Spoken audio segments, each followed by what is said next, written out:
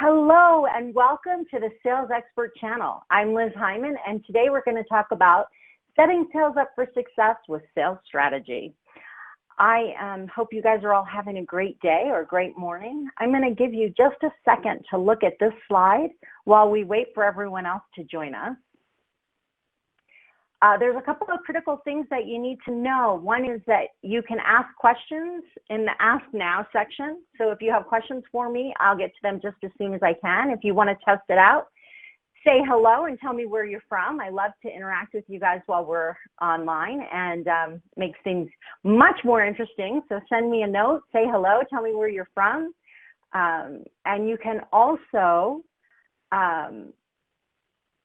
check out other places on the site where you can see different links and what other presentations are available. There's all kinds of great content on the Sales Experts channel and also on Bright Talk in general, but I encourage you to check out some of the other content.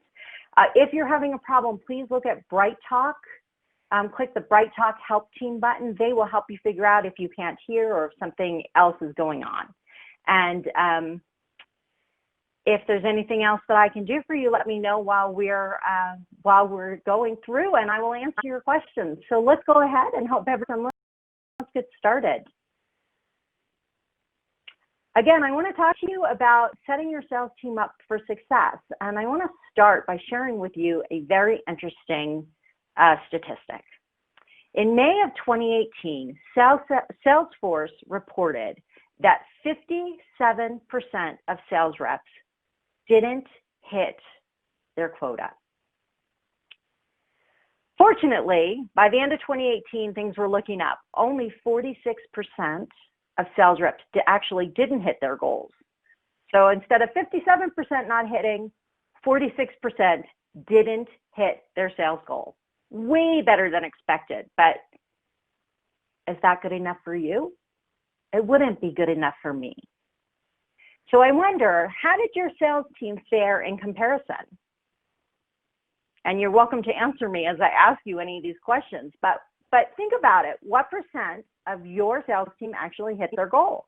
Was it 46% or was it more?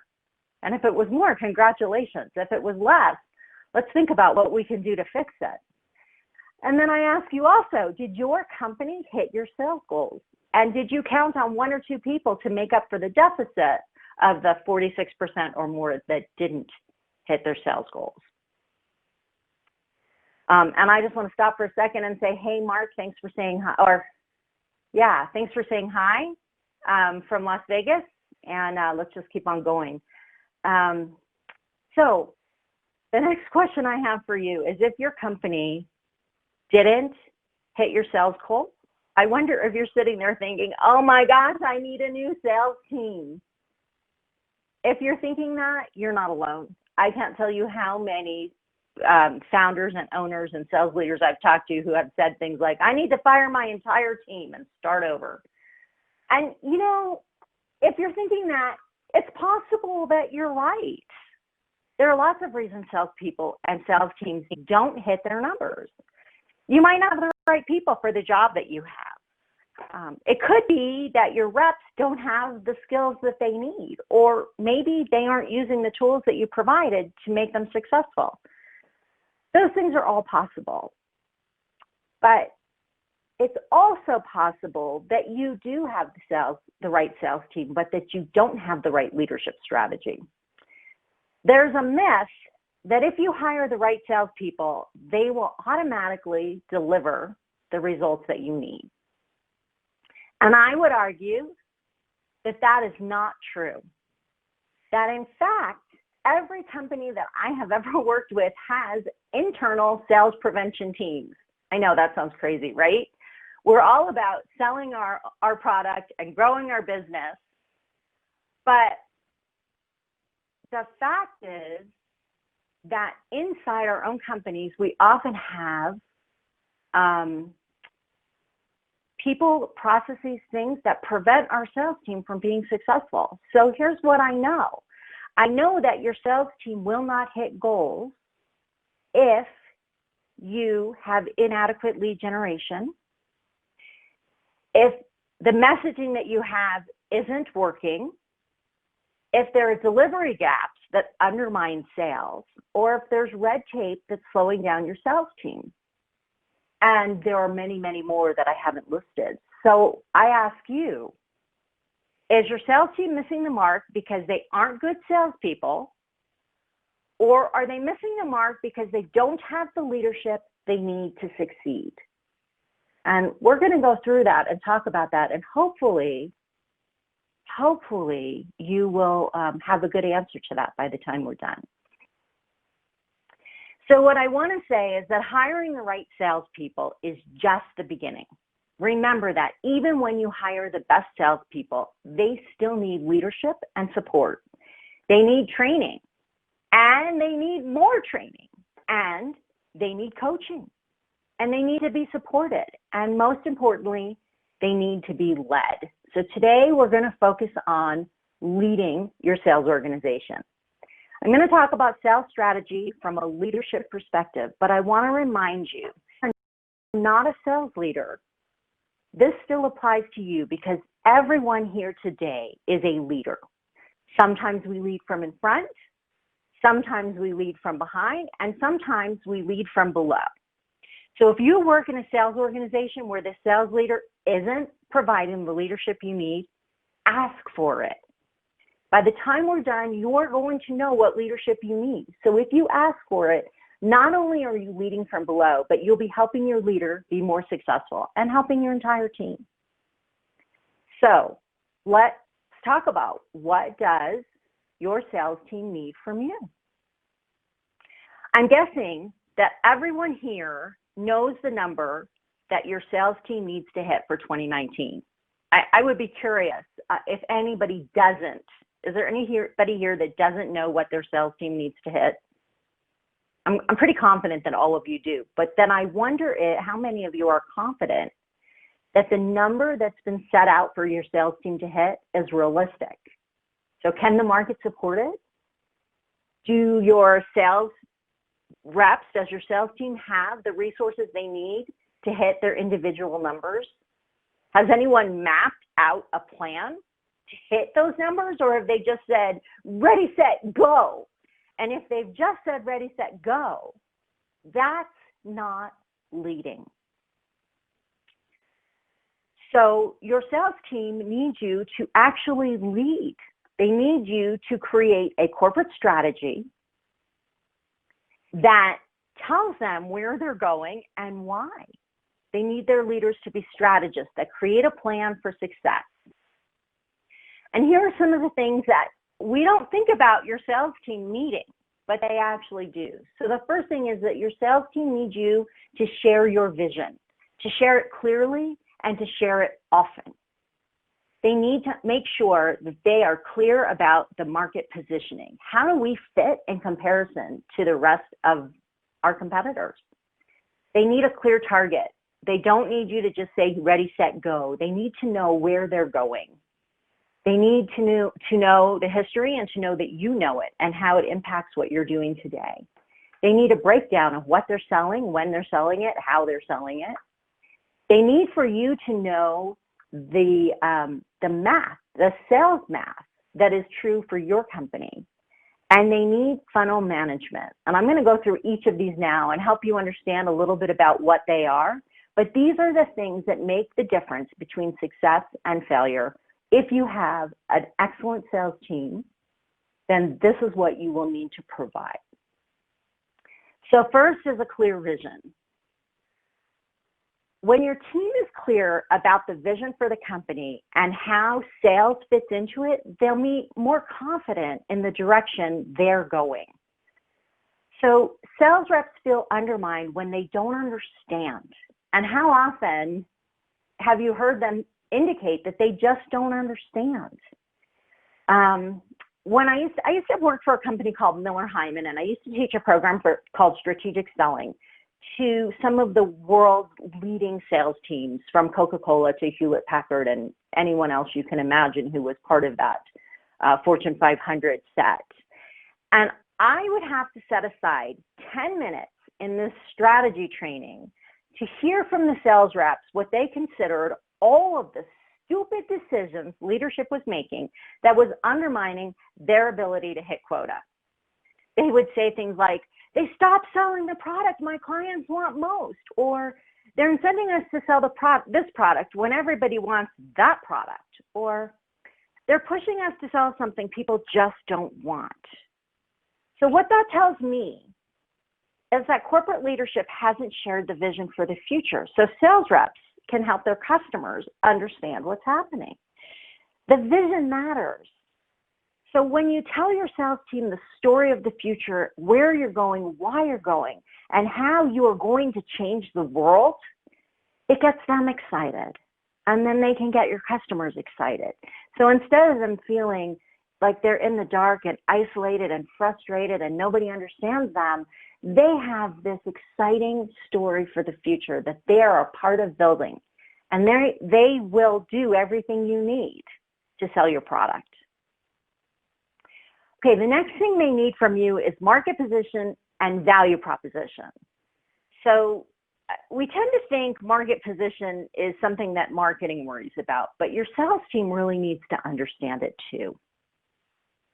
Position is about how you want your customer to see you in relationship to themselves and the alternatives to your solution. So positioning changes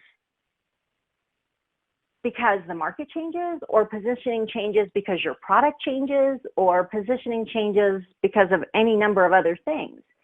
So when your customer is looking at your company in relationship to all of the things that are going on around them, their understanding of your company is impacted by everything else they see. So if your team fully understands, here's our positioning in the market. We are the low price leader.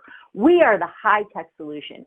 We are the friendly solution. We are the cutting edge solution. We are whatever it is we are. Then your sales team can understand when they're talking to your customers how to position themselves in this landscape of alternatives. It provides them the tools that they need to talk about your product with your customer. Be sure that your team always understands your market position, your position in the market, how it's evolving, and how the company is adjusting. That's a really big part of it. They may feel the change in your positioning in the market, but they may not understand how you're dealing with that change. And it may be that that doesn't make sense to them. So be clear with them about what's happening and how you're dealing with it. And then the next thing is value proposition. Don't ever skimp on value proposition. It's not the sales rep's job to figure out the value proposition. So I don't know if you guys know what a value proposition is. So I'm going to take just a second and share that with you. A value proposition starts with your customer's problem. So your value proposition starts with, what problem do I solve? How do I solve it? And why is that better or different or right for this customer? And what you'll find that you need is not just a value proposition for your company or a value proposition for your products, but you may need to rewrite your value proposition so that it speaks to the various buyers who are buying from you. So if I'm the CEO, the value proposition that speaks to me may be very different than the value proposition that speaks to a technical person. So think really clearly about how your company has written your value propositions and how your team can use them to have these important conversations that they need to have with customers. What I can tell you is if you leave it up to your team, first of all, they will make something up, and it may or may not be right. And second, they will focus on selling your product, your features and benefits, as opposed to selling solutions, which is what people really want to buy. All I really care about as a buyer is how you're solving my problem. The rest of it is not important to me. Okay, so the third thing your team is going to need is what I call an ideal customer profile. And then they're also going to need a target list. So let's start with what your ideal customer profile is. An ideal customer profile is, who is your ideal customer? If you could go through the list and pick this is the kind of company I want to work with. This is the kind of company I want to work with. This is the kind of company I want to work with. And these are the companies I never want to work with. Then create that criteria for your team so they know, and they're not picking customers for you that are inappropriate or expensive or hard to work with. You want to pick the customers that are easy to work with, have a short sales cycle, will repeat purchases from you, will make referrals for you. Those are your ideal customers, and that's where you want your team to focus. If your team focuses their energy on accounts that are not ideal, it becomes expensive and time-consuming and extremely frustrating. So make sure you create that ideal customer profile. And remember that if you don't tell your team, they will sell to whoever they see. So remember that targeting is strategic. When salespeople select a company to go after, they're most likely to pick the easiest, pick the easiest, lowest hanging fruit. You always hear salespeople talk about taking the low hanging fruit. The low hanging fruit is not a strategic solution. So if you want to be strategic about who your customers are and how you're going to grow them, you need to create your target prospect list and give it to your team so that they are not reactive, but instead proactive. And I encourage you, once you create this target prospect list, to work with your sales team and your marketing team to create account-based marketing or an account-based lead gen campaign to help them target the accounts that you want to pursue.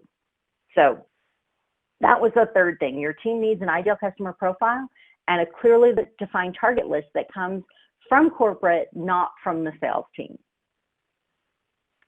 The next thing your sales team needs is to know that you've looked at the history. I'm sorry. Hang on just a second. I have gotten ahead of you. There we go. They need to know that you've taken a look back and that you've looked at last year and you know how much you sold, who sold it, how much of what things you sold, who you sold it to, how long your sales cycle was, and what percentage of leads turned into sales. Once you've taken that look backwards, you are able to help your team make the plan to move forward. So we want to look at what worked and what didn't work. We want to look at what kinds of customers were great customers and what kinds had a really long sales cycle. We want to look at all of the things that happened. And then we want to be sure that we create a plan that is built on those things. So I always say, if you want to know how to get where you want to be, you have to figure out what worked and what didn't and create a strategy to get you where you want to be. And I'm going to stop for just a second. I got a question from the audience. First, I'm Liz, not Alice. And yes, I will make sure that the slides are available at the end of the presentation. In fact, I have all of your email addresses and I can send them straight to you, or you can leave me a note that you want them and I can send them. Okay, so sorry about that. Next thing that your team needs from you is a clearly broken down plan. So when we say to our sales team, go hit this number, and we don't explain to them how we want them to hit it, they're really wasting a lot of time trying to figure out which direction to go. So as a company, I want to be strategic about what I'm selling. And if I want to be strategic about what I'm selling, then I need for my team to understand what it is I want them to do. So I should take a good look at which products do I want to sell and how much of which products do I want to sell. I want to think about what region am I selling to? I want to think about what verticals we're going to focus on. I want to think about each sales rep, their capacity, their focus. You know, maybe I want some sales reps focused on growing existing accounts, or some sales reps are really good at opening new doors, or some sales reps are really good at selling a certain product. Look at your sales rep and help them create their individual plan to hit goals. Think about clients. What percent do I want to be new clients versus existing clients? And which clients do I want to grow, and which clients should I just leave the way they are? And I want to think about the type of clients. And that can mean a million different things depending upon the kind of company you are. So the type of client may be, may have to do with the kind of product that they sell, or it may have to do with whether they're enterprise or smaller clients, or it may have to do with the way they use technology. You have to define that, but be really clear about who it is that you're selling to and why you're selling to them. So the better you break it down for your team, the better able they will be to deliver. So if I'm spinning my wheels going, I don't know which direction I should focus, I don't know which are my priorities, I have this funnel full of stuff, I don't know where to focus, I'm wasting a lot of time and a lot of energy. But if as a sales leader, you lead me by saying, hey, here's the plan, here's what we're focusing on, here's why we're focusing on it, and here's how I want you to go about doing it, you will have a successful team. So the next thing I want to talk about is lead gen math. And I don't know how many sales leaders or how many business leaders think about this in terms of math. I am not a mathematician. So often the word math makes me nervous. But really, in order to provide your sales team with the leadership they need and with the leads that they need, you need to know the math that goes along with your sales organization. And I would say this is not just something you hand to a sales leader. This is something that the founder, the owner, everybody in the C-suite should be really clear about the lead gen math so that the entire company is supporting this process. So the first question is the easy one. We already talked about how much sales revenue do you need? And how many sales does that, so let me rephrase that. How much sales revenue do you need? And how many sales do you need to make to deliver that revenue? So if you have a certain number that you want to hit, is that 10 sales? Is that 100 sales? Is that 20 sales of this size and 150 sales of this size? How do you create that ending revenue? And then the next question is, how many sales can each sales rep reasonably close? I was just working with a company and they had all of their largest accounts in one person's hands. And I looked at it and I'm like, there's no way that that person can possibly sell that much. There's too much work involved in each one of those sales to close it. And it was worth like 80% of the company revenue. Think about what an individual is capable of delivering and set your dollars accordingly. How many leads can one sales rep manage? How many sales qualified leads does it take to close the number of sales you need?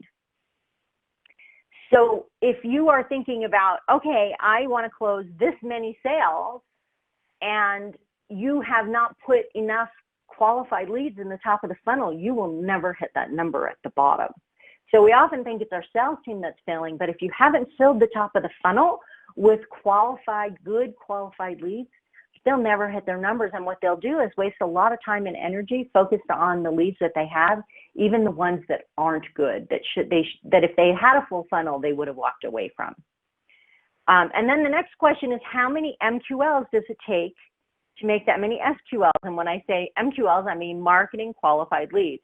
So if you haven't figured it out yet, sales and marketing speak two different languages. Sales talks about a qualified lead given a certain criteria, meaning that this is a lead that has a budget and has an interest and a need, and they're worth talking to. Often marketing talks about qualified leads as somebody who downloaded something and was willing to take an appointment.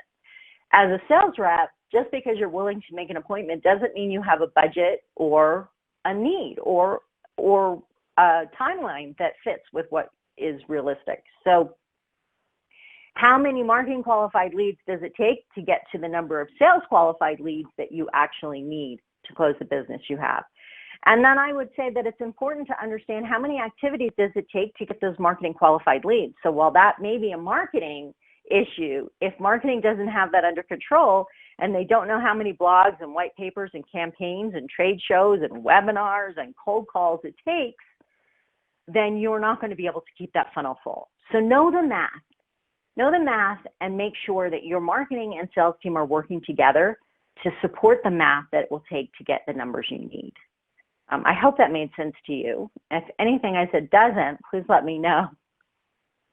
So the next thing I want to talk about is your funnel. And I am a firm believer in the funnel. If we understand what's coming through the funnel and how it's moving through the funnel and how long it takes, then we have a much better potential for hitting our numbers, or at least knowing way in advance when we're not going to. So if you've not looked at a funnel in this way before, we typically give a funnel 4 to 5 positions, right? So you have the prospecting, that's the very top of the funnel, marketing, networking, trade shows. This is where we're looking for leads. The next thing is qualifying, and that is, okay, we've got all these leads, which of them are real? And we define real as having a budget, having a need, and having an interest. So they may need it, but not realize it, or may not want it because it will undermine something or make life difficult. So they have to not only need it, but want it. And then the next thing is what we call verifying, and that's the process that you go through where you are making sure that it's the right fit. So just because they have a need doesn't mean that your product is the right solution for them. And it's where you spend the time making sure that everybody's on board and talking to all of the different buying influences and understanding the buying process. And then the last one is closing, and that is they have verified their needs, you've talked to all the people, you understand the buying process, and they're ready to close. And now they have paperwork to sign or check to write or whatever those final pieces of your closing process are. And then the last piece of the funnel is one, we have a dollar sign, but the fact of the matter is that a lot of stuff falls out of the funnel and we don't win it. And that's okay. That's why the top of the funnel is wide and the bottom of the funnel is narrow. So as a sales leader, why does this matter to you? The better you understand your funnel and the math of your funnel and how your funnel works, the better you are able to predict and to plan. So if I don't have enough in the top of the funnel 6 months out, if I have a 6-month sales cycle or a 9-month sales cycle, then I need to know that every part of the funnel is full and being worked effectively. So what happens in many organizations is that they focus on what's going to close now. And by focusing all of your energy on what's going to close now, you ensure that next quarter and then following quarter and the following quarter, you will always be worried and focused about whether or not you're going to close enough business. If you remember that that's your priority, but not where you're going to spend the most time, you can make sure that your team is working up in the top of the funnel in prospecting and qualifying and verifying to move sales through the funnel. What I see happen a lot is that everybody's focused on the end of the funnel and they're not doing the qualifying and the verifying work that needs to be done. So, or they're not doing the prospecting, the leads aren't coming in the top of the funnel. But what happens is they say, oh, this one's going to close in a month. And then they realize because they haven't done the work, they don't know who all the buyers are. They don't know what the buying process is. They don't really know what the timeline is anymore because they haven't been paying attention to making sure that they're continuing all of the steps that will move stuff through the top of the funnel. If you as a sales leader are managing your funnel from the top down all of the time with your team, then you will always know what will close next quarter instead of worrying in the last minute about what's going to close and what isn't. And I will do another webinar talking a lot about the funnel and how we manage it and how our team needs to use it in order to communicate with us effectively. But to me, this is the heart and soul of your business. Not only does it help you know what's going to close and what isn't, the revenue, but it helps you to plan your entire business. If 6 months out, I have a pretty good feel for what's going to close, I have a pretty good feel for who I need to hire and what product I need to produce. If I'm always looking at what's 30 days ahead and I have no idea beyond that, it's really hard to manage your business. So this funnel becomes the heart and soul, not just of your sales team and how you lead them, but of your company and how you lead it. So the last piece, I think this is the last piece, is here we go, back again. I get ahead of myself sometimes, so sorry. So understanding the big picture is hugely important, but understanding that just knowing the big picture doesn't help each individual salesperson make the right decisions. So I want to make sure that each individual has a sales plan that will help them hit their number, so that not, only 46% of sales reps hit goal or 57%, but 80 or 90 or 100% of sales reps hit goal, because they have a plan to do that. So I like to think about, where are they going to get their leads, what's coming from referrals, from events, from phone calls, what's coming through marketing to them, to really understand, how their leads are coming and how they're managing them, how they're spending their time.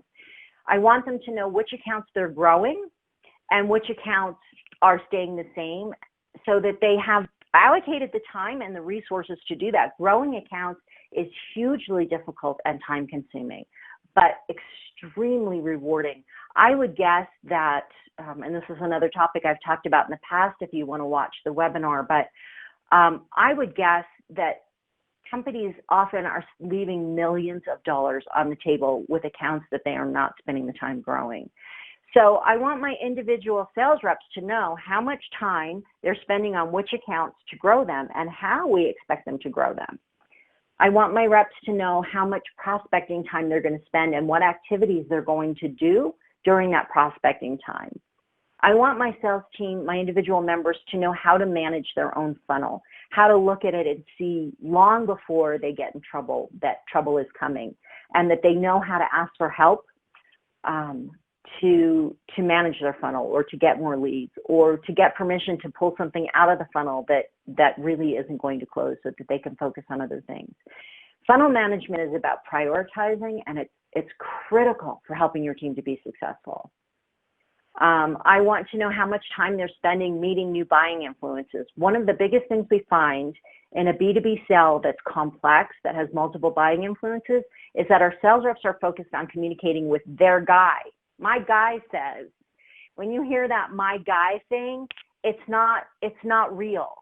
No $100,000 or $150,000 or $500,000 deal ever got closed with "my guy."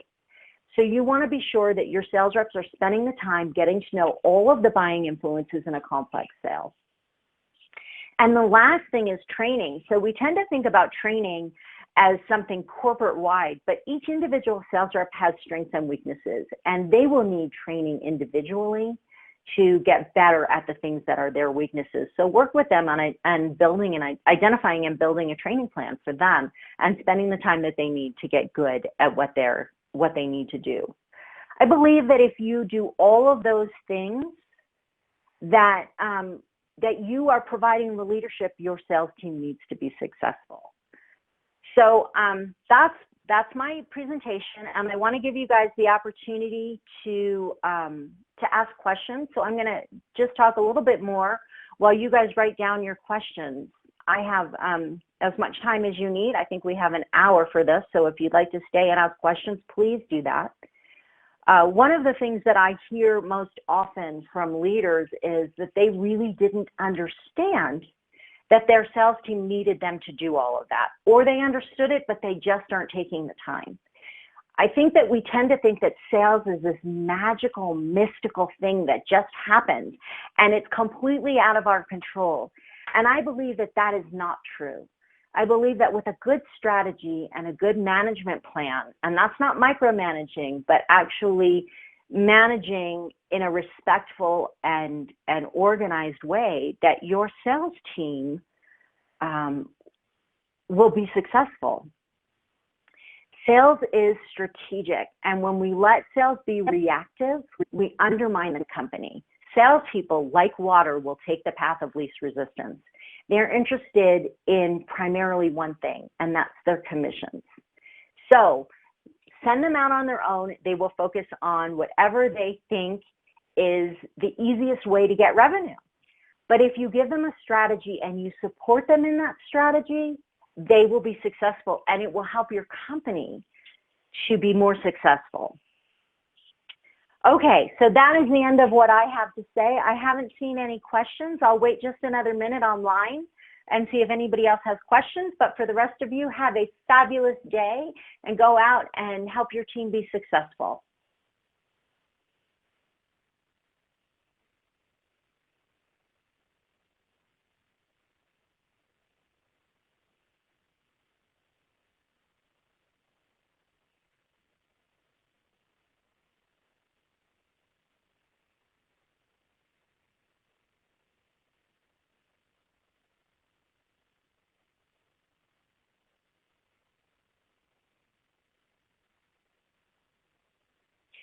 If any of you are still there, I just want to let you know the contact information I have up here. You're welcome to contact me and ask questions personally. I would love to hear from you. You've got my phone number. You've got my email address. You can tweet me. You can LinkedIn. Be happy to hear from any or all of you.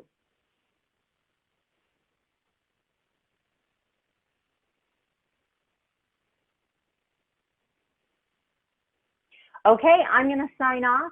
Again, if you have any questions, just go ahead and send me an email, give me a call, tweet, give me a LinkedIn, and I will be in touch with you. Have a great day, you guys.